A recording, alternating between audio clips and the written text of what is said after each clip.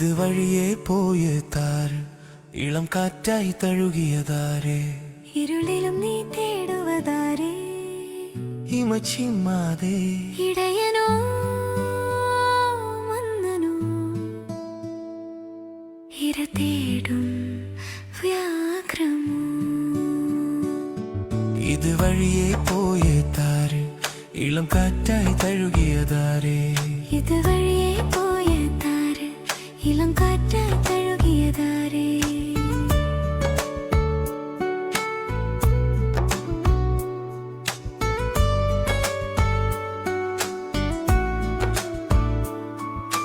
പതിനായിരങ്ങളിൽ അതികോമളൻ പല്ലക്കിലേറിപ്പോയൊരു പാത, പ്രണയപരാക്രമി പുകത്തൂൺ പോലെ പാഴ്മരുഭൂവിൽ തേടി വരും. ഇതുവഴിയെ പോയതാരേ, ഇളം കാറ്റായി തഴുകിയതാരേ, ഇതുവഴിയെ പോയതാര്, ഇളം കാറ്റായി തഴുകിയതാരേ.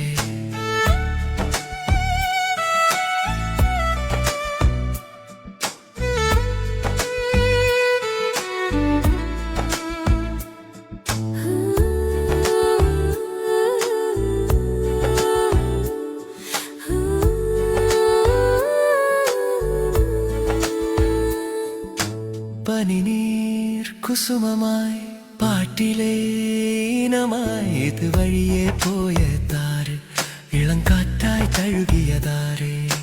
വെണ്മയിൽ അരുണിമ ചേർന്നൊരുവൻ, വെയിലിലും കാണും ഹിമകണം. വചനമിതാ മർത്യനായി, വ്യത്യാസം കൂടാതെ വിഭജനമില്ലാതെ. ഇതുവഴിയെ പോയതാര്, ഇളം കാറ്റായി തഴുകിയതാരേ, ഇതുവഴിയെ പോയതാര്, ഇളം കാറ്റായി തഴുകിയതാരേ.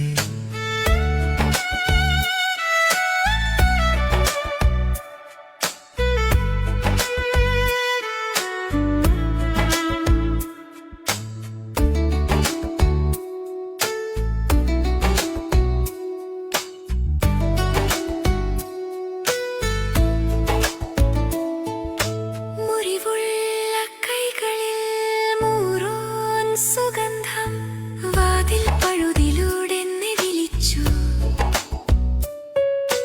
വരിക പ്രിയേ എന്നരികിൽ, വിരഹത്തിൻ നൊമ്പരം ഞാനറിഞ്ഞു. വിധി തേടി വീഥിയിൽ ഞാൻ അലഞ്ഞു.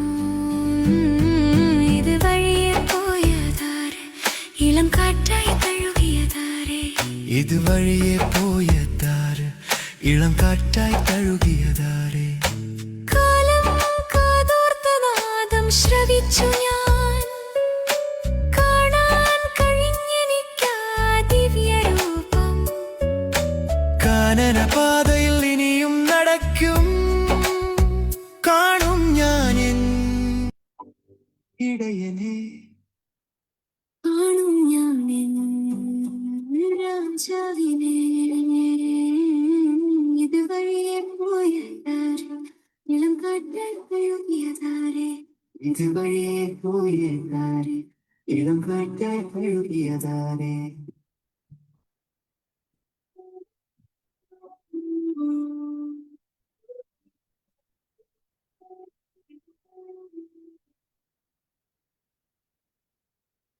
Thank you, friends, for joining in this live. Thank you for watching. ശുദ്ധമുള്ള എബ്രായ ലേഖനം 11 അധ്യായം 16 വാക്യം. ഈ 11 അധ്യായത്തെ ഗാലറി ഓഫ് ഹീറോസ് എന്നാണ് വിളിക്കുന്നത്. വിശ്വാസ വീരന്മാരുടെ വിവരണങ്ങളുള്ള ഒരു അധ്യായമാണ്. ഇവിടെ വളരെ പ്രത്യേകതയുള്ള ഒരു വാക്യം, but now they desire a better country, that is an heavenly Wherefore God is not ashamed to be called their God, for he has prepared for them a city. മനുഷ്യവർഗത്തിൻ്റെ യാത്ര ആരംഭിക്കുന്നത് ഒരു തോട്ടത്തിൽ നിന്നാണ്, ഒരു ഉദ്യാനത്തിൽ നിന്ന്, ഒരു ഗാർഡനിൽ നിന്ന് ആരംഭിക്കുന്ന യാത്ര ഒരു നഗരത്തിൽ ചെന്ന് അവസാനിക്കുന്നു. സിവിലൈസേഷൻ്റെ ഒരു പ്രോഗ്രസീവ് നേച്ചർ നമ്മൾ ത്രൂ ഔട്ട് ഈ ബിബ്ലിക്കൽ നരേഷനിൽ കാണുന്നുണ്ട്.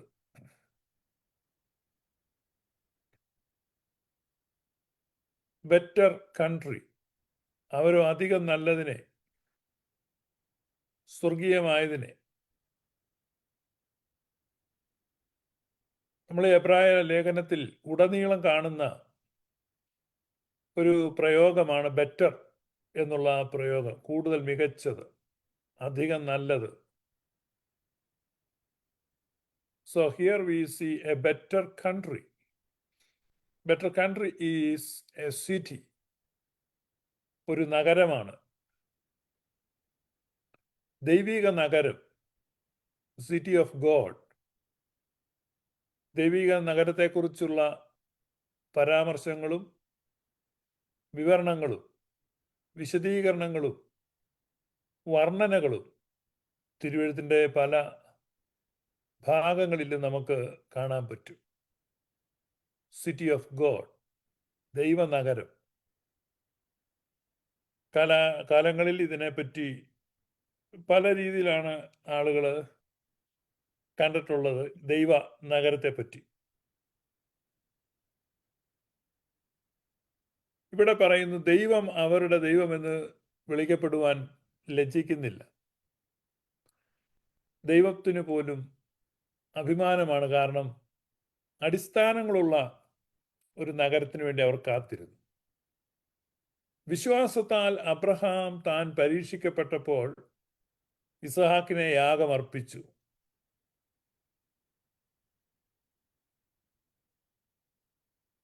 ഇസഹാക്കിൽ നിന്ന് ജനിക്കുന്നവൻ നിന്റെ സന്തതി എന്ന് വിളിക്കപ്പെടും എന്ന് അരുളപ്പാട് ലഭിച്ച് വാഗ്ദത്തങ്ങളെ കൈക്കൊണ്ടവൻ തൻ്റെ ഏകജാതനെ അർപ്പിച്ചു. മരിച്ചവരുടെ ഇടയിൽ നിന്ന് ഉയർപ്പിപ്പാൻ ദൈവം ശക്തനെന്നെണ്ണുകയും അവരുടെ ഇടയിൽ നിന്ന് എഴുന്നേറ്റവനെ പോലെ അവനെ തിരികെ പ്രാപിക്കുകയും ചെയ്തു. ഇസ്ഹാക്കിൽ നിന്ന് ജനിക്കുന്നവനാണ് നിന്റെ സന്തതി എന്ന വാഗ്ദത്തം ഉള്ളപ്പോഴും ആ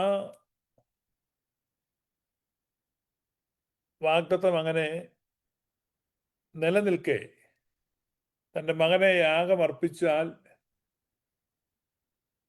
ആ വാഗ്ദത്തം എങ്ങനെ പൂർത്തീകരിക്കപ്പെടും എന്നോർത്ത് താൻ സംശയിച്ചില്ല. നീ യാഗം കഴിക്കേണ്ടി വന്നാലും ഉയർത്തെഴുന്നേൽപ്പിനാൽ തൻ്റെ മകനെ തിരികെ തരുവാനും അതിലൂടെ വീണ്ടും ആ വാഗ്ദത്തങ്ങളെ നിവർത്തിപ്പാനും ദൈവം ശക്തൻ എന്ന് വിശ്വസിച്ചു. ഇതാണ് അബ്രഹാമിൻ്റെ വിശ്വാസം. അബ്രഹാമിൻ്റെ വിശ്വാസം സാധ്യതകളിലായിരുന്നില്ല, ശാസ്ത്രീയ സത്യങ്ങളിലായിരുന്നില്ല, ഭൗതിക യാഥാർത്ഥ്യങ്ങളിലായിരുന്നില്ല, മറിച്ച് ദൈവത്തിലായിരുന്നു. എല്ലാം പ്രതികൂലമാണ്. ഇവനെ യാഗം അർപ്പിച്ചു കഴിഞ്ഞാൽ വാഗ്ദത്തങ്ങൾ അവസാനിക്കും, തൻ്റെ സന്തതി പരമ്പരകൾ അവസാനിക്കും. ഇവൻ മരിച്ചു കഴിഞ്ഞിട്ട് പിന്നെ വാഗ്ദത്തങ്ങളുണ്ട് എന്ന് പറയുന്നതിൽ അർത്ഥമില്ല.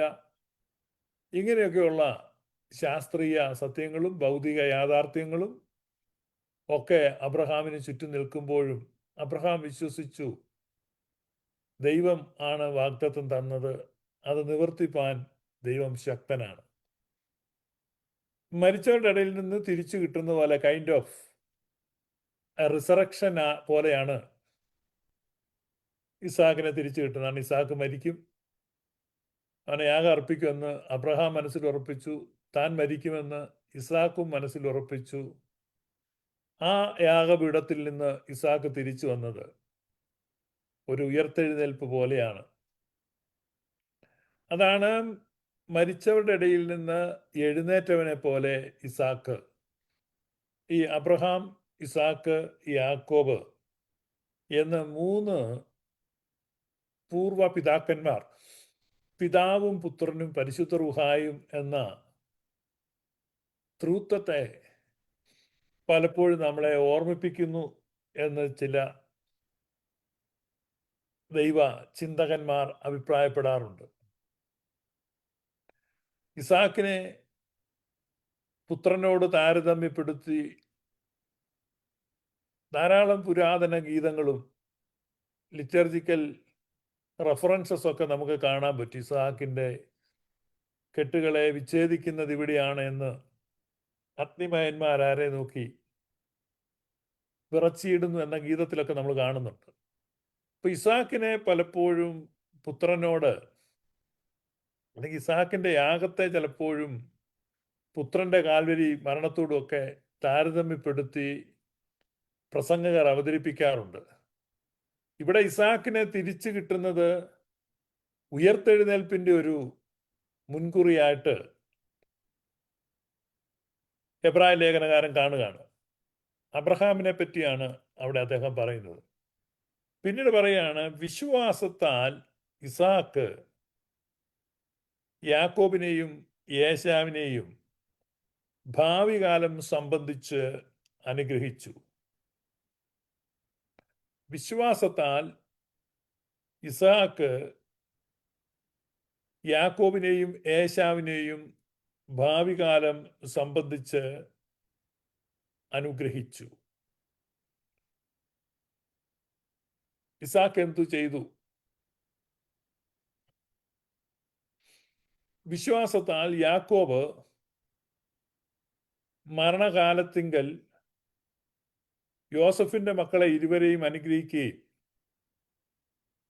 തൻ്റെ വടിയുടെ അറ്റത്ത് ചാരിക്കൊണ്ട് നമസ്കരിക്കുകയും ചെയ്തു. വിശ്വാസത്താൽ യാക്കോബ് യോസഫിന്റെ മക്കളെ അനുഗ്രഹിക്കുകയും വടി പിടിച്ച് താൻ മരിക്കുകയും ചെയ്തു. അവിടെ നമസ്കരിക്കുക അല്ലെങ്കിൽ ആരാധിക്കുക എന്ന് രേഖപ്പെടുത്തി. അവസാനത്തെ ആരാധന അർപ്പിച്ച് തൻ്റെ ജീവിതം, ഇഹലോക ജീവിതം അവിടെ അവസാനിച്ചു. 3 പിതാക്കന്മാരെ പറ്റി അവിടെ പറയുകയാണ്. വിശ്വാസത്താൽ യോസഫ് താൻ മരിപ്പാറായപ്പോൾ ഇസ്രായേൽ മക്കളുടെ പുറപ്പാടിന്റെ കാര്യം ഓർപ്പിച്ചു തൻ്റെ അസ്ഥികളെക്കുറിച്ച് കൽപ്പന കൊടുത്തു. വിശ്വാസത്താൽ ഇവർ ചെയ്ത കാര്യങ്ങളെയാണ് ഇവിടെ പറയുന്നത്. അബ്രഹാം എന്ത് ചെയ്തു?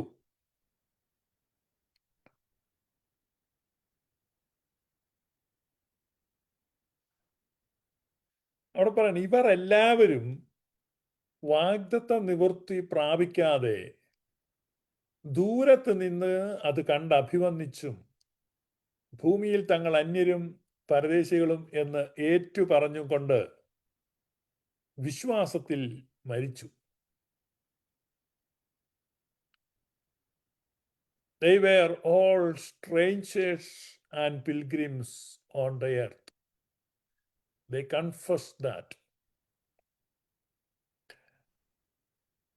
ഇന്ന് ഈ വിശ്വാസം അല്ലെങ്കിൽ ആത്മീകത ഒരു പഴഞ്ചൻ ഏർപ്പാടായിട്ടും അല്ലെങ്കിൽ ഔട്ട്ഡേറ്റഡ് ആയിട്ടും ഒക്കെ ആളുകൾ കാണുന്നുണ്ട്. അബ്രഹാമിനെ പറ്റിയുള്ള പരാമർശം അവിടെ തുടങ്ങുമ്പോൾ, വിശ്വാസത്താൽ അവൻ വാഗ്ദത്ത ദേശത്ത് ഒരന്യദേശത്ത് എന്ന പോലെ ചെന്നു.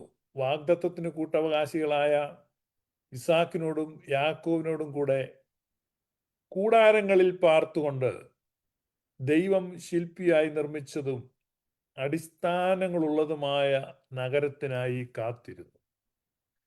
ഇവിടെ നമ്മൾ ഈ വായിക്കുന്ന ഭാഗങ്ങളൊക്കെ അബ്രഹാമിന്റെ വിശ്വാസത്തെക്കുറിച്ചാണ് പറയുന്നത്. അബ്രഹാമിനെയാണ് വിശ്വാസികളുടെ പിതാവ് എന്ന് വിളിക്കുന്നത്. അബ്രഹാമിൽ നിന്ന് ആ വിശ്വാസം ഇസ്ഹാക്കിലേക്കും, ഇസ്ഹാക്കിൽ നിന്ന് യാക്കോബിലേക്കും, യാക്കോബിൽ നിന്ന് യോസഫിലേക്കും കൈമാറ്റം ചെയ്യപ്പെട്ടു, തലമുറകളിലൂടെ ട്രാൻസ്ഫർ ചെയ്യപ്പെട്ടു. അബ്രഹാം വിശ്വസിച്ചു എന്നുള്ളതാണ് അവിടെ ഏറ്റവും പ്രധാനപ്പെട്ട കാര്യം. അബ്രഹാം എന്താണ് വിശ്വസിച്ചത്? ദൈവം ശില്പിയായി നിർമ്മിച്ച അടിസ്ഥാനങ്ങളുള്ള ഒരു നഗരമുണ്ട്. അപ്പൊ അവിടെ തൻ്റെ ശരീരം ജീർണിക്കുന്നു, തനിക്ക് വാർദ്ധക്യം ബാധിക്കുന്നു, താൻ ബലഹീനനാകുന്നു, സാധ്യതകൾ ഇല്ലാതാകുന്നു, പ്രതികൂലങ്ങൾ വർദ്ധിക്കുന്നു. അപ്പൊ ചുറ്റുപാടുമുള്ള മാറ്റങ്ങൾ, കാലങ്ങൾ മാറുന്നു. ഇവിടെയൊന്നും ദൈവം മാറ്റമില്ലാത്തവനായി തുടരുന്നു എന്നുള്ള ഒരു ഡീപ്പ് കൺവിക്ഷനിൽ നിന്നാണ് അബ്രഹാം ആക്ട് ചെയ്യുന്നത്. അതുതന്നെയാണ് ഇസാക്കും ചെയ്യുന്നത്, അതുതന്നെയാണ് യാക്കോബും ചെയ്യുന്നത്, അതുതന്നെയാണ് യോസഫ് ചെയ്യുന്നത്. ഇവരെല്ലാവരും മരിച്ചു. ഇപ്പൊ ഇസാക്ക് കണ്ടു അബ്രഹാം മരിക്കുന്നത്, യാക്കോബ് കണ്ടു അബ്രഹാം മരിക്കുന്നത്, യാക്കോബ് കണ്ടു പിന്നെ ഇസാക്ക് മരിക്കുന്നത്, യോസഫ് കണ്ടു യാക്കോബ് മരിക്കുന്നു. അവരെല്ലാം മരിക്കുന്നു, അടക്കപ്പെടുന്നു. യോസഫ് മരിക്കാറായി. ഇപ്പൊ തൻ്റെ പൂർവികരെ പോലെ, പിതാക്കന്മാരെ പോലെ താനും മരിക്കുകയാണ്. ഈ പറഞ്ഞ കാര്യങ്ങളൊന്നും അബ്രഹാമിന്റെ ജീവിതത്തിൽ നടന്നിട്ടില്ല, യാഥാർത്ഥ്യമായിട്ടില്ല. അപ്പോൾ യോസഫ് തൻ്റെ മരണത്തിന്റെ സമയമായപ്പോൾ തൻ്റെ അനുയായികളോട്, ഇസ്രായേൽ മക്കളോട്, അല്ലെങ്കിൽ തൻ്റെ സന്തതികളോട് ഒരു കൽപ്പന കൊടുക്കുകയാണ്. തൻ്റെ അസ്ഥികളെ സംബന്ധിക്കുന്ന ഒരു കൽപ്പന കൊടുക്കുക. സെർട്ടനിറ്റി ഓഫ് ഗോഡ്സ് പ്രോമിസ്, ദൈവിക വാഗ്ദത്തങ്ങളുടെ ഉറപ്പ് യോസഫിന്റെ ആ കൽപ്പനയ്ക്കകത്തുണ്ട്. യൗസേപ്പിന്റെ അസ്ഥികൾ, നിങ്ങൾ ഇവിടെ നിന്ന് പോകുമ്പോൾ എൻ്റെ അസ്ഥികൾ കൂടെ കൊണ്ടുപോകണം. ഇവിടെ ഞാൻ മരിക്കുകയാണ്, പക്ഷെ ദൈവവാഗ്ദത്തങ്ങൾ മരിക്കുന്നില്ല. അതുകൊണ്ട് നിങ്ങൾ എൻ്റെ അസ്ഥികൾ കൊണ്ടുപോകണം. അപ്പോൾ യോസഫിന്റെ അസ്ഥികൾ മൗനമായി നമ്മോട് മൊഴിയുന്ന സംഗതികളാണ് ദൈവ വാഗ്ദത്തത്തിൻ്റെ ഉറപ്പ്. Joseph believed God would fulfill his word to Abraham, Isaac, and Jacob about the promised land and about that great city. Abraham കാത്തിരുന്ന ആ സിറ്റി ഉറപ്പായും വരും. God will surely visit you. ദൈവം നിങ്ങളെ നിശ്ചയമായും സന്ദർശിക്കും. The visitation of God. ദൈവത്തിൻ്റെ സന്ദർശനത്തെ പറ്റിയുള്ള അഷ്വർട്ടി യോസഫിന്റെ വാക്കുകളിൽ നമുക്ക് കാണാൻ പറ്റും. യോസഫിന്റെ അസ്ഥികൾ മൗനമായിട്ട് നമ്മളോട് പറയുന്ന മറ്റൊരു സംഗതിയാണ്, വിശ്വാസം മരണത്തെ അതിജീവിക്കും. Faith will outlive death. Yosef ഈജിപ്തിൽ മരിച്ചു, അല്ലെങ്കിൽ മിസ്രൈമിൽ മരിച്ചു, പക്ഷെ യോസഫിന്റെ വിശ്വാസം അവിടെ മരിച്ചില്ല. തൻ്റെ ശരീരം അവിടെ അടക്കപ്പെട്ടു, പക്ഷെ തൻ്റെ വിശ്വാസം അവിടെ കുഴിച്ചിടപ്പെട്ടില്ല. യോസഫ്, നമ്മൾ ഈ ആളുകൾ മരിക്കുമ്പോൾ സാധാരണ നടത്തുന്നൊരു പ്രയോഗമുണ്ട്, കഥ കഴിഞ്ഞു എന്ന് പറയും. അവൻ്റെ കഥ കഴിഞ്ഞു.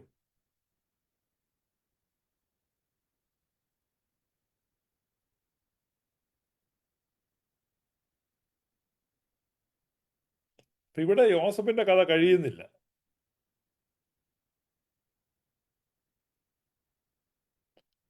യോസഫിന്റെ കഥ കഴിയുന്നില്ല. അപ്പൊ മരണം കൊണ്ട് കഴിയാത്ത കഥ, തുടരുന്ന കഥ, ഇത് വളരെ പ്രധാനപ്പെട്ട ഒരു ചിന്തയാണ്. ഇപ്പോ ഒരാൾ മരിക്കുമ്പോൾ നോർമലി പറയുന്ന ഒരു പ്രയോഗമാണ് കഥ കഴിഞ്ഞു, അവൻ്റെ കഥ കഴിഞ്ഞു. പെന്തക്കോസ്ത് വിഭാഗക്കാരെ സംബന്ധിച്ച് അത് കൃത്യമാണ്. മാർത്തോമക്കാരെ സംബന്ധിച്ചും ഏറെക്കുറെ കൃത്യമാണ്. ഈ അടുത്ത കാലത്തായിട്ട് മാർത്തോമക്കാർ ചിലർ അങ്ങനെ കഥ കഴിക്കാൻ ഞങ്ങൾക്ക് മനസ്സില്ല എന്ന് പറഞ്ഞുകൊണ്ട് കഥ തുടരും എന്ന് പറയുന്നുണ്ട്. കഴിഞ്ഞ വർഷം വളരെ ഹിറ്റായ മോഹൻലാലിൻ്റെ ഒരു സിനിമയുണ്ട്, തുടരും. അപ്പോ ഈ തുടരും എന്നാണ് യോസഫിന്റെ മരണസമയത്ത് ജോസഫ് പറഞ്ഞത്. കഥ കഴിയുന്നില്ല. പെന്തക്കോസ്തുകാരൊക്കെ മരിക്കുമ്പോഴേ കഥ കഴിഞ്ഞു, അവിടെ തീർന്നു, പിന്നൊന്നുമില്ല, അവിടെ കൊണ്ട് തീർന്നു. എന്നെ കേട്ടുകൊണ്ടിരിക്കുന്ന പെന്തക്കോസ്തു വിഭാഗത്തിൽപ്പെട്ട ആളുകൾ ചിന്തിക്കുക, നിങ്ങൾ മരിക്കുമ്പോൾ നിങ്ങളുടെ കഥ കഴിയുമോ? ഇപ്പോൾ ജോസഫ് പറയുകയാണ്, എൻ്റെ കഥ കഴിക്കാൻ ആരും നോക്കണ്ട, എൻ്റെ കഥ കഴിയുന്നില്ല, തുടരും. ഇതാണൊരു വിശ്വാസിയെ സംബന്ധിച്ച് കല്ലറയ്ക്കപ്പുറത്തേക്ക്, മരണത്തിനപ്പുറത്തേക്ക് നീളുന്ന പ്രതീക്ഷകൾ, തുടരുന്ന ജീവിതം. അതാണ്.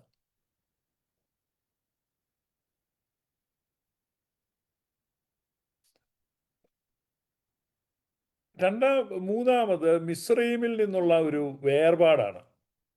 താൻ മിസ്രൈമിൽ ജീവിച്ചു, മിസ്രൈമിൽ അധികാരങ്ങൾ ആസ്വദിച്ചു, താൻ മന്ത്രിയായിരുന്നു, അവിടെ സൗഭാഗ്യങ്ങൾ ആസ്വദിച്ചു.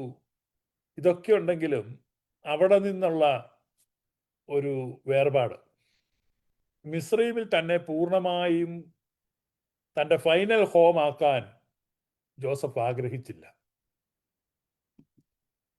ഇതാണ് ഏറ്റവും പ്രധാനപ്പെട്ട ഒരു ചിന്ത. കാരണം ദൈവത്തിൻ്റെ നഗരത്തിന് വേണ്ടി തൻ്റെ ഉള്ളിൽ വലിയൊരു ആഗ്രഹമുണ്ടായിരുന്നു.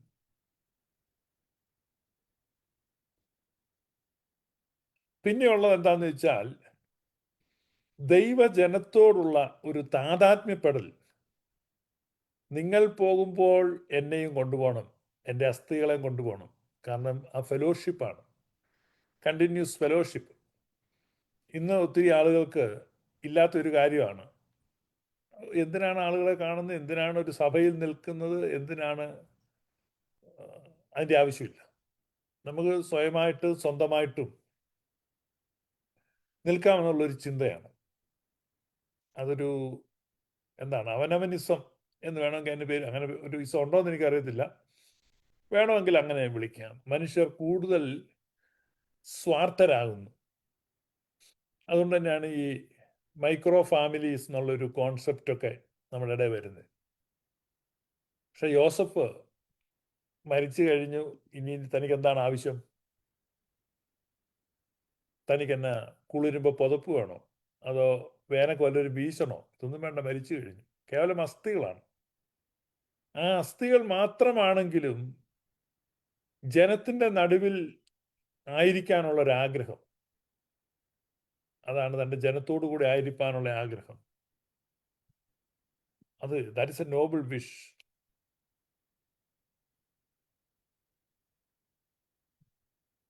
നമ്മൾ ഉടമ്പടി സമൂഹമാണ്.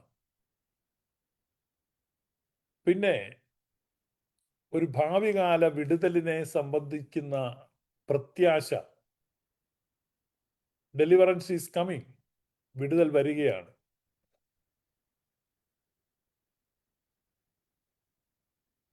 പിന്നെയുള്ളത്, തലമുറകൾ കഴിഞ്ഞാലും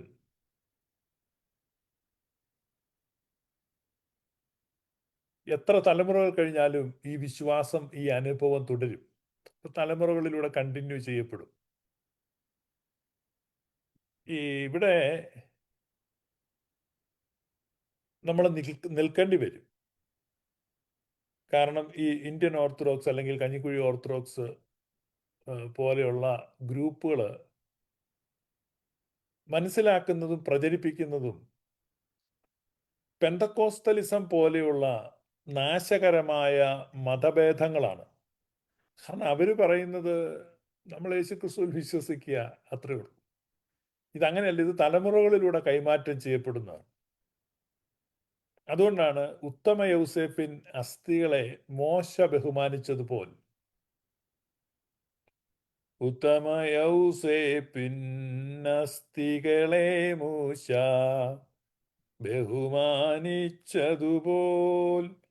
മശിഹായുടെ വത്സലരാകും വിശുദ്ധരെ നാം കൊണ്ടാടേണം. അപ്പം മശിഹായുടെ വത്സലരായ വിശുദ്ധരെ യോസഫിന്റെ അസ്ഥികളെ മൂശ ബഹുമാനിച്ചതുപോലെ. അതെങ്ങനെയാണ്? തലമുറകൾ കഴിഞ്ഞപ്പോൾ, യോസഫ് മരിച്ചെത്രയോ നൂറ്റാണ്ടുകൾ കഴിയുമ്പോഴാണ് മോശ വരുന്നത്. 400 വർഷം കഴിഞ്ഞില്ല. പിന്നെയും വരാനിരിക്കുന്ന എത്രയോ തലമുറകൾക്ക് വേണ്ടിയാണ് ആ അസ്ഥികളെ മോശ എടുത്തുകൊണ്ട് പോകുന്നത്. It is an old story.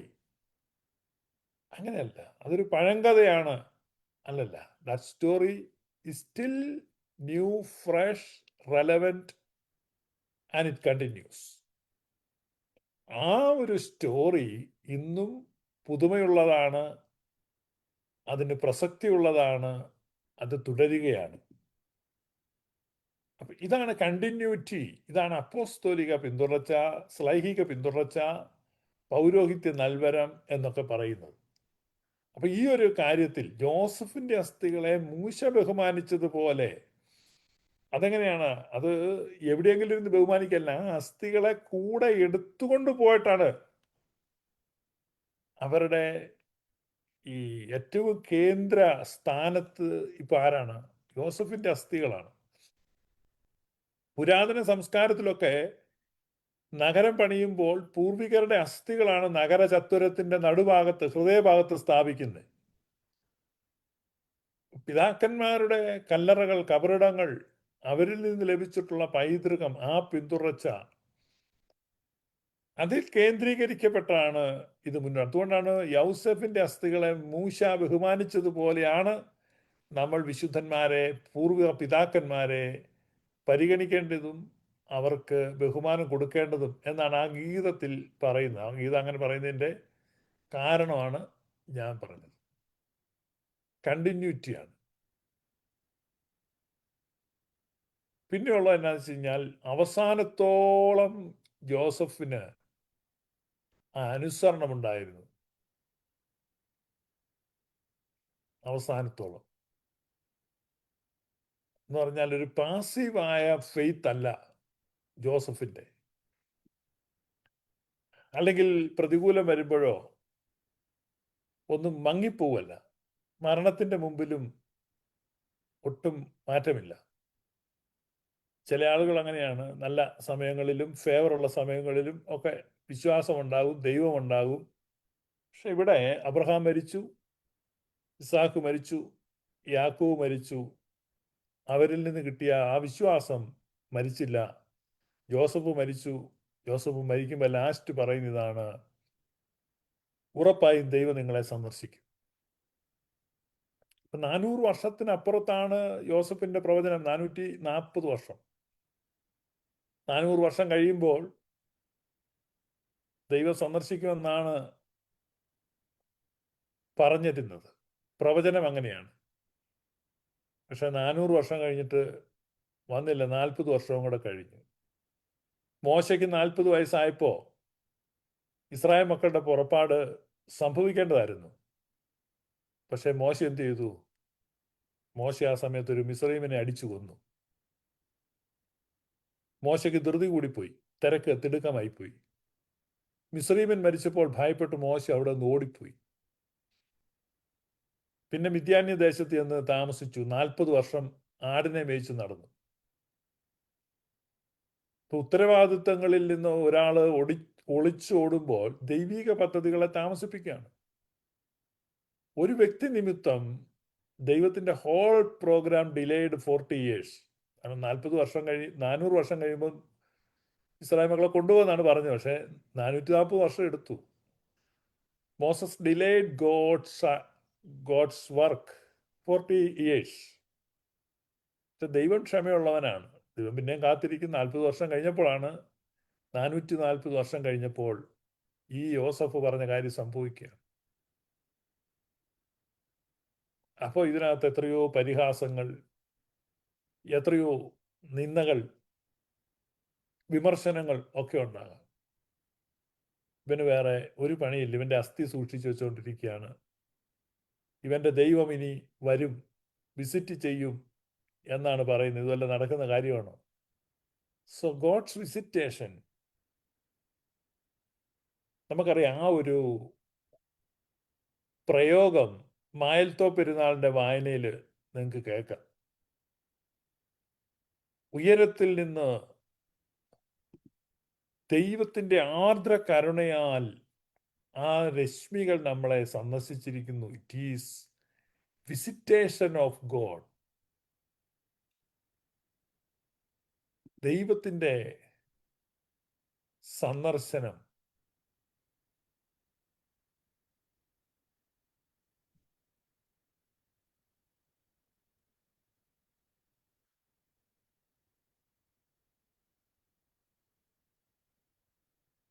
ദൈവത്തിൻ്റെ സന്ദർശനം.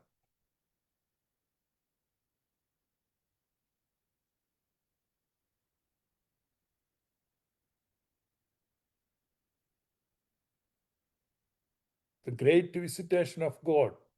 യോസഫ് ദർശനം കണ്ടതും യോസഫ് പ്രവചിച്ചതും യോസഫ് പ്രതീക്ഷിച്ചതും ഒക്കെ ആയ ആ ദൈവിക സന്ദർശനം 440 വർഷം കഴിഞ്ഞപ്പോൾ സംഭവിക്കുകയാണ്. അതാണ് നമ്മളിവിടെ ഈ ഭാഗത്ത് വായിക്കുന്നത്. അവരെല്ലാവരും ദൂരത്ത് നിന്ന് കണ്ട് അഭിവന്ദിച്ചും ദൈവത്തിൻ്റെ ആ നഗരത്തിന് വേണ്ടി കാത്തും ഇരുന്നു.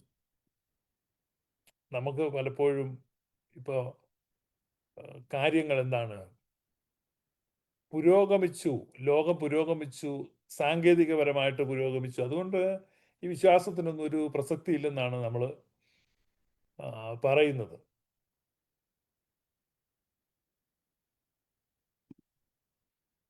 No relevant. ഇവരെല്ലാവരും എന്ത് ചെയ്തു?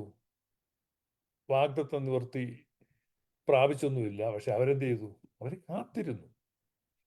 ഇവരെല്ലാവരും വാഗ്ദത്തം നിവർത്തി പ്രാപിക്കാതെ ദൂരത്ത് നിന്ന് അത് കണ്ട് അഭിവന്ദിച്ചു, ഭൂമിയിൽ തങ്ങൾ അന്യരും പരദേശികളും എന്ന് ഏറ്റു പറഞ്ഞും കൊണ്ട് വിശ്വാസത്തിൽ മരിച്ചു. ഇവിടെ നമ്മൾ ഏറ്റവും അധികം മനസ്സിലാക്കേണ്ടത് ഇതൊരു സ്പിരിച്വാലിറ്റിയാണ്. What kind of spirituality? ഇപ്പൊ ഭൂമിയിൽ നമ്മൾ അന്യരും പരദേശികളുമാണ്. നമുക്ക് വേറൊരു രാജ്യമാണുള്ളത്, വേറൊരു സ്ഥലം. ഇവിടെയല്ല നമ്മുടെ, എൻ്റെ ദേശം ഇവിടെയല്ല, ഇവിടെ ഞാൻ പരദേശവാസിയാണല്ലോ. എൻ്റെ ദേശം ഇവിടെയല്ല, ഇവിടെ ഞാൻ പരദേശവാസിയാണല്ലോ. അക്കരെയാണേ എൻ്റെ ശാശ്വത നാട്, അവിടെ എനിക്കൊരുക്കുന്ന ഭവനമുണ്ട്. ഓ ഗ്ലോറി. ഇപ്പം ഇത്രയും നേരം ഞാൻ ഈ പറഞ്ഞുകൊണ്ടിരുന്ന കാര്യങ്ങളൊക്കെ കേൾക്കുമ്പോൾ നിങ്ങൾക്ക് തോന്നുന്ന, ഇത് ശരിയല്ലേ, ഇങ്ങനെയല്ലേ ഈ ബൈബിളിൽ മൊത്തം എഴുതിയിരിക്കുന്നത്? അങ്ങനെയാണ്. അബ്രഹാം, ഇസാക്ക്, യാക്കോബ്, ജോസഫ് ഇവരെല്ലാം കാത്തിരുന്ന, ദൈവം ശില്പിയായി നിർമ്മിച്ച അടിസ്ഥാനങ്ങളുള്ള ആ നഗരത്തിന് വേണ്ടി അവരെല്ലാം കാത്തിരുന്നു. ഇവിടെ നമുക്ക്, ഈ ലോകം നമുക്ക് യോഗ്യമല്ല. ലോകമേതും യോഗ്യ അല്ലെനിക്കതാൽ. നമ്മൾ ഈ ലോകം വിട്ടു പോയേ മതിയാവും. ഈ ലോകമല്ല നമ്മുടേത്. ഈ ലോകം ശാശ്വതമല്ല. അങ്ങനെ ഒരു പാട്ടുണ്ട്. അപ്പം നമ്മുടെ സ്പിരിച്വാലിറ്റി അങ്ങനെ. ഇപ്പം ഇത്രയും നേരം നമ്മൾ കേട്ടോണ്ടിരുന്നതും അതാ.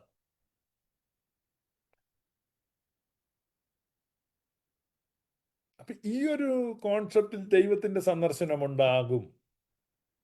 പക്ഷെ ദൈവം എങ്ങനെയാണ് സന്ദർശിച്ചത്? ദൈവം എങ്ങനെയാണ് ലോകത്തെ സന്ദർശിച്ചത്? ദൈവം ലോകത്തെ സന്ദർശിച്ചത് നമ്മൾ ഈവിളെന്ന് കരുതിയ, കൊള്ളുകയില്ല എന്ന് ചിന്തിച്ച ഈ പാഴ്മരുഭൂമിയിലേക്ക് ദൈവം തൻ്റെ പുത്രനെ അയച്ചു. ഇവിടുന്ന് നമ്മളെ എടുത്തുകൊണ്ട് പോകും എന്നാണ് നമ്മൾ പ്രതീക്ഷിച്ചിരുന്നത്. പ്രതീക്ഷിക്കപ്പെട്ടിരുന്ന ആ എടുക്കപ്പെടൽ ഉണ്ടായില്ല എന്ന് മാത്രമല്ല, ഇവരുടെ ഏറ്റവും വലിയ പ്രതീക്ഷയായ സ്വർഗീയ പ്രത്യാശയാണ്. ആ സ്വർഗത്തിൽ നിന്ന് പുത്രൻ ഭൂമിയിലേക്ക് വന്നു, മനുഷ്യനായി തീർന്നു. മുള്ളും പറക്കാരെയും നിറഞ്ഞ ഭൂമിയിലൂടെ അവൻ സഞ്ചരിച്ചു. അവൻ നമ്മുടെ ഇടയിൽ വസിച്ചു. മരുഭൂമിയിൽ കഷ്ടം സഹിച്ചു ഞാൻ. ഇതൊരു സ്പിരിച്വാലിറ്റിയാണ്. ഞാൻ പറഞ്ഞു, നമുക്ക് നല്ല സുഖം കിട്ടുന്ന ഒരു സ്പിരിച്വാലിറ്റിയാണ്. നമ്മളങ്ങ് പറന്നു പോവാണ്, ഇവിടം കൊള്ളത്തില്ല. പക്ഷെ ഇതാണ് അവരുടെ പ്രതീക്ഷ, ഇതായിരുന്നു അവരുടെ സങ്കല്പം, ഇതായിരുന്നു പ്രത്യാശ, അങ്ങനെയായിരുന്നു. പക്ഷെ ദൈവം പ്രവർത്തിക്കുമ്പോൾ ദൈവം തൻ്റെ പുത്രനെ ലോകത്തിലേക്ക് അയച്ചു. പുത്രൻ തമ്പുരാൻ മനുഷ്യനായി നമ്മുടെ ഇടയിൽ പാർത്തു. എന്നിട്ട് പ്രാർത്ഥിക്കാൻ പഠിപ്പിച്ചു. സ്വർഗസ്ഥനായ ഞങ്ങളുടെ പിതാവേ, അങ്ങയുടെ നാമം പൂജിതമാകണമേ, അങ്ങയുടെ രാജ്യം വരണമേ, അങ്ങയുടെ ഇഷ്ടം സ്വർഗത്തിലെ പോലെ ഭൂമിയിലുമാകണമേ.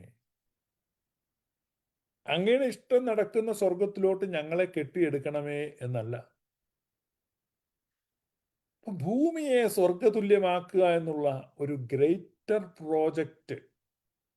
ഈ ലോകം കൊള്ളത്തില്ല, ഇവിടെ നമുക്ക് നിലനിൽക്കുന്ന നഗരമില്ല, അടിസ്ഥാനങ്ങളുള്ള നഗരം ദൈവത്തിൻ്റെത് മാത്രമാണ് എന്ന് പറയുമ്പോൾ, ആ സിറ്റി ഓഫ് ഗോഡിനെ ഈ ഭൂമിയിൽ സ്ഥാപിക്കാൻ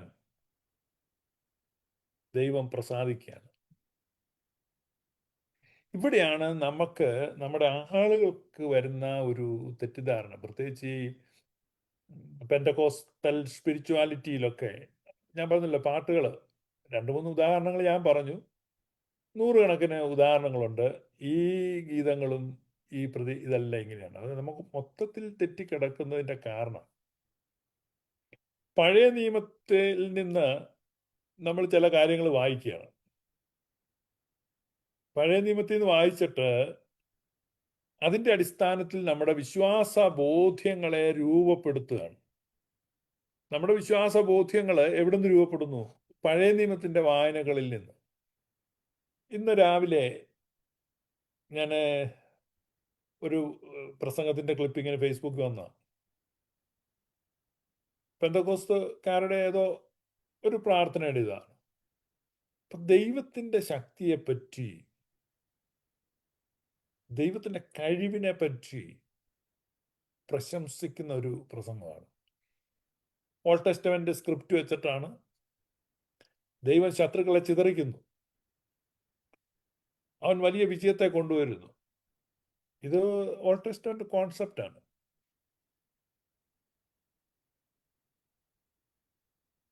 അപ്പൊ ഇത് ഈ രീതിയിൽ അവതരിപ്പിക്കുന്നത് കൊണ്ട് ആ രൂപത്തിലുള്ള ഒരു ദൈവസങ്കല്പമാണ് നമ്മുടെ ഉള്ളിൽ രൂപപ്പെടുന്നത്. അപ്പോൾ അതേസമയം തന്നെ നമ്മൾ പുതിയ നിയമത്തിൽ നിന്ന് ക്രിസ്തുവിൻ്റെ പ്രബോധനങ്ങളും വായിക്കാറുണ്ട്. പക്ഷെ അതത്ര പോരാ. സ്നേഹം, ക്ഷമ, കാരുണ്യം, സഹിഷ്ണുത, ഇങ്ങനെയൊക്കെയുള്ള കാര്യങ്ങൾ അതുകൊണ്ട് പക്ഷെ നമുക്കറിയാമല്ലോ, ഒരു പരിധി വരെ നമ്മൾ ക്ഷമിക്കും. പക്ഷെ അത് കഴിഞ്ഞാൽ നമ്മളും ക്ഷമിക്കുകയില്ല, നമ്മുടെ ദൈവവും ക്ഷമിക്കുകയില്ല. ഇവിടെയാണ് നമുക്ക് ക്രിസ്ത്യാനികൾക്ക് പറ്റിയ ഏറ്റവും വലിയ ആപത്തും. ക്രിസ്ത്യാനികളുടെ ദൈവത്തെ കുരിശിൽ വേണം കാണാൻ. ക്രിസ്ത്യാനികളുടെ ദൈവത്തിന് എന്തേറെ ശക്തിയുണ്ട്, എന്തുമാത്രം ശക്തിയുണ്ട്, എത്ര ശക്തനാണ് ക്രിസ്ത്യാനികളുടെ ദൈവം. കുരിശിലേക്ക് നോക്ക്, അത്ര ശക്തിയുള്ളൂ. ദുർബലനാണ് അല്ലേ? ആ ദുർബലനായ ദൈവത്തെ ആരാധിക്കുന്നവനാണ് ക്രൈസ്തവൻ. അവനായിരിക്കണം ക്രൈസ്തവൻ. പൗലോസ് ശ്ലീഹയോട് കർത്താവ് പറഞ്ഞത്, ബലഹീനതയിൽ എൻ്റെ ശക്തി തെളിഞ്ഞു വരുന്നു. അപ്പോൾ എൻ്റെ ശക്തി ബലഹീനതയിലാണ് തെളിഞ്ഞു വരുന്നത്.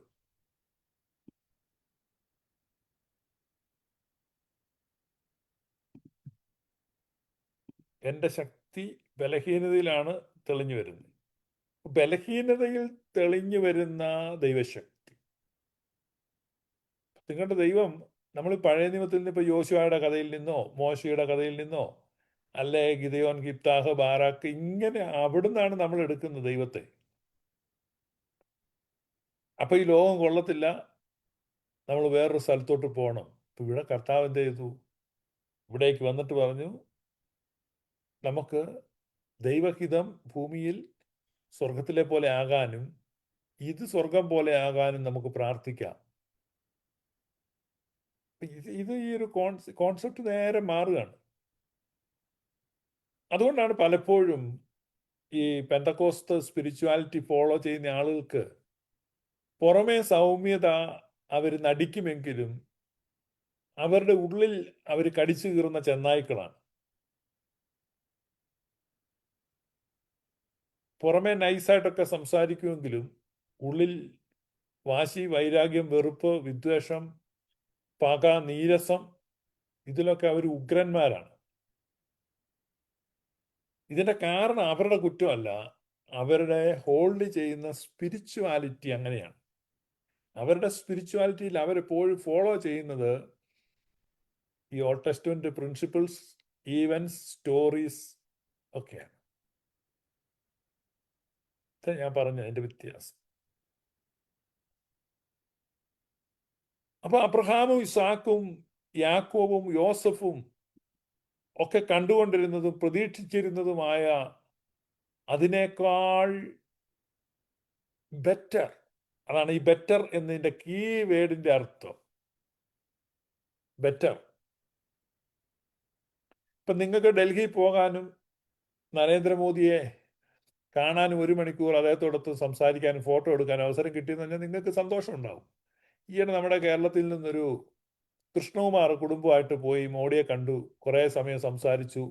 അദ്ദേഹത്തിന്റെ കൊച്ചുമക്കളെ മോഡി മടിയിൽ വെച്ച് ലാളിച്ചു, ഫോട്ടോ എടുത്തു. മോഡിയുടെ പേജിൽ മോഡി തന്നെ അത് ഷെയർ ചെയ്തു. നമ്മളൊക്കെ ഒരു വലിയ VIP പോയി കണ്ടു കഴിഞ്ഞാൽ പടം എടുത്ത് പിന്നെ നമ്മൾ കൊണ്ട് ഇടുകയാണ്. ഇതുകൊണ്ടോ ഞാൻ ഇത് അദ്ദേഹം തന്നെ ഇട്ടു, മോഡി തന്നെ ഫേസ്ബുക്കിലൊക്കെ ഇട്ടു. 2 ആഴ്ച കഴിഞ്ഞപ്പം അർദ്ധരാത്രി ഉറങ്ങിക്കിടന്ന് കൃഷ്ണകുമാറിനെ വിളിച്ച് കേന്ദ്ര ഫിലിം ഡെവലപ്മെന്റ് കോർപ്പറേഷന്റെ ചെയർമാനായി നിയമനം കൊടുത്തു. അദ്ദേഹം ഒരു ഉന്നത പദവിയിലേക്ക് കയറി. അപ്പം നമ്മൾ അതുപോലെ കാണാൻ ആഗ്രഹിക്കുകയാണ്. അപ്പൊ മാർപ്പാപ്പയൊന്ന് കണ്ടാൽ കൊള്ളാമെന്ന് നിങ്ങൾക്ക് തോന്നുകയാണ്. അപ്പോൾ ആ പ്ലാനിന് വേണ്ടി നിങ്ങൾ ആഗ്രഹിച്ച് അപ്രൂവൽ കിട്ടാൻ വേണ്ടി വത്തിക്കാനിൽ പോകാൻ വേണ്ടിയൊക്കെ ആഗ്രഹിച്ചിരിക്കുമ്പോഴേക്കാണ് നിങ്ങൾക്കൊരു കത്ത് വരുന്നതാ, മാർപ്പാപ്പ നിങ്ങളുടെ വീട്ടിലോട്ട് വരുന്ന അടുത്ത ആഴ്ച എത്തുക. നമ്മൾ ചോദിക്കുന്നതിലും നനയ്ക്കുന്നതിലും അത്യന്തം പരമായിട്ട് നമ്മൾ ദൈവസന്നിധിയിലേക്ക് പോകാൻ, സ്വർഗത്തിലേക്ക് പോകാൻ, കൂടുതൽ ബെറ്ററായ പ്ലേസിലേക്ക് പോകാൻ, കൂടുതൽ ഉറപ്പുള്ള നഗരത്തിലേക്ക് പോകാനൊക്കെ അബ്രഹാമും ഇസ്ഹാക്കും യാക്കോബും യോസഫും ഒക്കെ ആഗ്രഹിക്കുകയും പ്രതീക്ഷിക്കുകയും പ്രത്യാശിക്കുകയും വിശ്വസിക്കുകയും ഒക്കെ ചെയ്തെങ്കിൽ അവരുടെയൊക്കെ ചിന്തകൾക്കും പ്രതീക്ഷകൾക്കും പ്രത്യാശകൾക്കും അപ്പുറത്തായിട്ട് ദൈവം തന്റെ പുത്രനെ ലോകത്തിലേക്ക് അയച്ചു. Turn the earth into heaven. ഭൂമിയെ മുഴുവൻ അങ്ങ് സ്വർഗമാക്കിയേക്കാം. ഇപ്പോൾ മഹത്വത്തിന്റെ പ്രത്യാശയായി ക്രിസ്തു നമ്മളിലാണ് ജീവിക്കുന്നത്. അതുകൊണ്ട് നമ്മൾ പുതിയ യെരൂശലേം എന്ന വിശുദ്ധ നഗരം മണവാളന് വേണ്ടി അലങ്കരിച്ച മണവാട്ടിയെ പോലെ സ്വർഗത്തിൽ നിന്ന് ഭൂമിയിലേക്ക് ഇറങ്ങി വരുന്ന ആ കാഴ്ച ഞാൻ കണ്ടു. And I John saw the holy city, the very holy city Abraham was looking for. The very holy city, foundations ഉള്ള ആ സിറ്റി, അബ്രഹാം പ്രതീക്ഷിച്ച അടിസ്ഥാനങ്ങൾ ഉള്ള ആ നഗരം, നമ്മൾ എബ്രായ ലേഖനത്തിൽ വായിച്ച അടിസ്ഥാനങ്ങളുള്ള ഒരു നഗരത്തിന് വേണ്ടി അബ്രഹാം കാത്തിരുന്നു. ഇപ്പൊ നോക്കെ അതെന്ത് ചെയ്തു? അത് ഇറങ്ങി വന്നു. എന്നിട്ട് പറയാണ്, ഇതാ മനുഷ്യരോടുകൂടെ ദൈവത്തിന്റെ കൂടാരം, അവൻ അവരോടുകൂടെ വസിക്കും, അവർ അവന്റെ ജനമായിരിക്കും, ദൈവം താൻ അവരുടെ ദൈവമായി അവരോട് കൂടി ഇരിക്കും, അവൻ അവരുടെ കണ്ണിൽ നിന്ന് കണ്ണുനീരെല്ലാം തുടച്ചു കളയും. അപ്പോൾ ഇവിടെ നമ്മൾ ഇനി അതിൻ്റെ അടിസ്ഥാനങ്ങളെ പറ്റിയൊക്കെ വിശദീകരിക്കുന്നുണ്ട്. വെളിപ്പാട് പുസ്തകം 21 നിങ്ങൾ ആ ചാപ്റ്റർ വായിച്ചാൽ മതി. അടിസ്ഥാനങ്ങളുള്ളതെന്ന് അബ്രഹാം പ്രതീക്ഷിച്ചതും കാത്തിരുന്നതും ഇവിടേക്ക് ഇറങ്ങി വന്നു എന്നാണ്. അപ്പോൾ നമ്മളിത് പകുതിയെ കാണുന്നുള്ളൂ. ഒരു സിനിമയുടെ ഇൻ്റർവെൽ വരെ കണ്ടിട്ട് പുറത്തിറങ്ങിപ്പോയി കഥ പറയുന്ന പോലെയാണ് പെന്തക്കോസുകാരുടെ പ്രസംഗം, അതുപോലെയാണ് മാർത്തോമക്കാരുടെ പ്രസംഗം, അതുപോലെയാണ് യാക്കോബായക്കാരുടെ പ്രസംഗം. ഇവർ മുഴുവൻ കണ്ടില്ല. അപ്പോൾ വെളിപാട് പുസ്തകം വരെ വായിച്ചിട്ട് ഇത് ഗ്രഹിക്കുന്നില്ല. അപ്പോൾ അബ്രഹാമിൻ്റെ വിശ്വാസം, അതുകൊണ്ട് അക്കരയ്ക്ക് യാത്ര ചെയ്യും സിയോൻ സഞ്ചാരി. I am no longer a Zion സഞ്ചാരി. ഞാൻ അക്കരയ്ക്ക് യാത്ര ചെയ്യുന്ന സിയോൻ സഞ്ചാരി അല്ല, ഞാൻ അക്കരയ്ക്ക് പോകുന്നില്ല. ഇക്കരയിലേക്ക് ആര് വന്നു? ഇക്കരയാണെൻ്റെ താമസം, അക്കരയാണെൻ്റെ മാനസം. ഇതാണ് ഒരു ശരാശരി ക്രിസ്ത്യാനി മനസ്സിലാക്കുന്നത്. ഇനി അക്കരയും ഇക്കരയും എന്ന് രണ്ട് കരയില്ല, ഒരു കരയേ ഉള്ളൂ, ഒരു കരയേ ഉള്ളൂ. അപ്പൊ അക്കരയെയും ഇക്കരയെയും മാറ്റി ഒരു കരയാക്കി തീർത്ത ദൈവപ്രവൃത്തിയുടെ പേര് ആണ് ഇൻകാർണേഷൻ. അതിൻ്റെ പേരാണ് ഇൻകാർണേഷൻ. സോ അതിനെ യാഥാർത്ഥ്യമാക്കി ഇതുവഴിയെ കടന്നുപോയ അവൻ ആരാണ്? അവൻ ഇരുസ്വഭാവക്കാരനാണ് അല്ല, ദൈവത്വവും മനുഷ്യത്വവും സമഞ്ജസമായി സമ്മേളിച്ച് ഏക സ്വഭാവത്തിൽ ഏക വ്യക്തിയായി കടന്നു വന്ന യേശു തമ്പുരാൻ അവനിൽ ദൈവത്തിൻ്റെ സർവ്വസമ്പൂർണതയും ദേഹരൂപമായി വസിക്കുന്നു. ഇവിടെയാണ് സ്റ്റോറി കംപ്ലീറ്റ് മാറുന്നത്. ഇതുകൊണ്ടാണ് ഗ്ലോറിയസ് ഗോസ്പൽ പറയുന്നത്. നിങ്ങൾ ആദ്യം ഞാൻ പറഞ്ഞു എന്ന് പോകത്തില്ല, ഇത്രയും നാൾ ഗ്ലോറിയസ് ഗോസ്പലിൽ പറഞ്ഞതിനെതിരാണ് ഈ പറയുന്നത്. അതെങ്ങനെയാണ് ഈ പ്രോഗ്രഷൻ വരുന്നത്, എങ്ങനെയാണ് ഈ കാഴ്ചപ്പാട് മാറുന്നതെന്നാണ് പറഞ്ഞത്. ഇപ്പോൾ നിങ്ങൾക്ക് ക്ലിയറായി കാണും എന്ന് പ്രതീക്ഷിക്കുന്നു. നിങ്ങൾക്ക് ഇത് വീണ്ടും സംശയങ്ങൾ തുടരുന്നെങ്കിൽ നിങ്ങൾക്ക് മെസ്സേജ് അയക്കാം. May God bless you. Thank you. ഈ ലൈവിൽ ജോയിൻ ചെയ്ത എല്ലാ പ്രിയപ്പെട്ടവർക്കും, സുനിൽ വർഗീസ് പൈഡി, റോയ് ഹ്യൂമൻ കോശി പേരങ്ങാട്ട്, വിനു ജോസഫ്, അനിമോൻ തങ്കച്ചൻ, അലക്സി മുല്ലുവിള, ജോസഫ് പി എ, ഇതൊക്കെ നമ്മുടെ പഴയ ലൈവിൽ ജോയിൻ ചെയ്യുന്ന ആളുകളൊക്കെ തന്നെയാണ്. എത്രയോ വർഷങ്ങളായി നിങ്ങളുടെ ഈ പേരുകൾ ഞാൻ കാണുന്നു. സോ നിങ്ങൾ ജോയിൻ ചെയ്തതിൽ നന്ദി. ദൈവമായ കർത്താവ് നിങ്ങൾ ഓരോരുത്തരും അനുഗ്രഹിക്കട്ടെ. May God bless you. Thank U.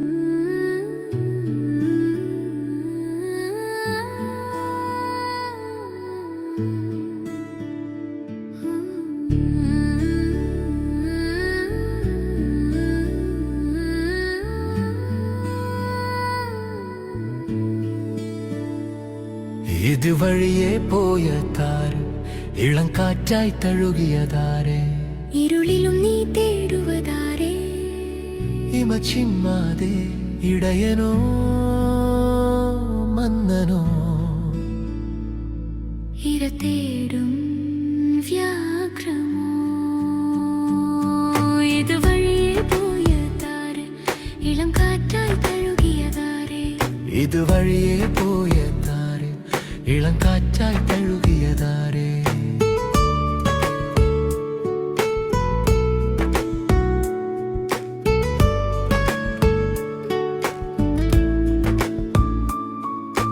പതിനായിരങ്ങളിൽ അതികോമളം പല്ലക്കിലേറിപ്പോയൊരു പാത,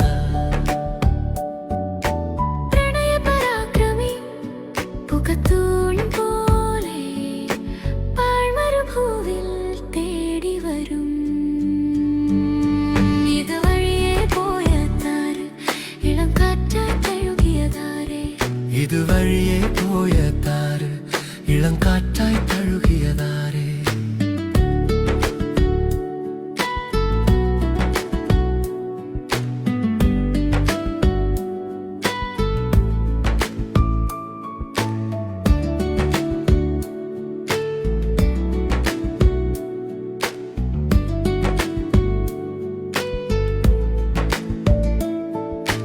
പനിനീർ കുസുമമായി പാട്ടിലെ ഈണമായി, ഇതുവഴിയെ പോയതാര്, ഇളം കാറ്റായി തഴുകിയതാരെ. വെണ്മയിൽ അരുണിമ ചേർന്നൊരുവൻ,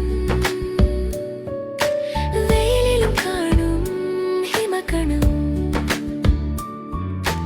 വചനമിതാ മർത്യനായി, വ്യത്യാസം കൂടാതെ വിഭജനമില്ല